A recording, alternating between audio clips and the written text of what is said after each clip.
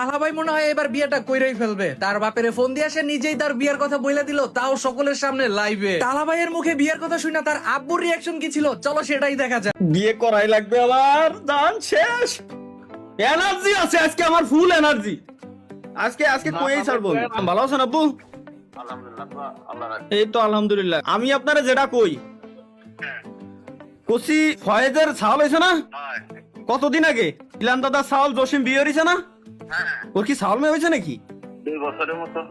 2 বছর। আপনার কি মন চায় না যে আপনি দাদা ডাক শুনবেন? আপনার কি আব্বু আল্লাহর কসম কাটে কত মন চায় না?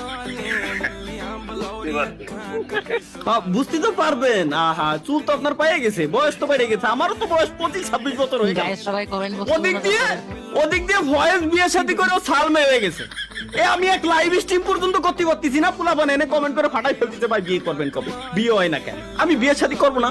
আচ্ছা ঠিক আছে, মেয়ে তো দেখি তা তুমি ভাবে কোন আই কোয়েন না, আমি লাইভ স্ট্রিমে রইছি, কোয়েন না। আপনি যেটা করবেন ওইটাই সঠিক।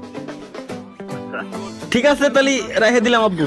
হাই হাই, আমাদের মায়ে দেখতেছে বলে কেমনি কি লাইভ এটা আসলে। আমিও বিয়ে করবো, আমার বউ হবে কেমনে কি ভাই? মেরে সপনো কি রানী কব আয়েগি তু, আসলে আমার বউ হবে কেমনে সম্ভব ভাই? কেমনে? যাক, আব্বু থেকে আসলে কনফার্মেশন নিয়ে নিছি, আর কোনো টেনশন নাই। মানে খুব শীঘ্রই আশা করি মনে হয় হয়ে গেলেও যাইতে পারে। আমি বিয়ে সাথে করলে আমি ইউটিউবিং ছেড়ে দেবো ভাই, আমি আর খেলবো না।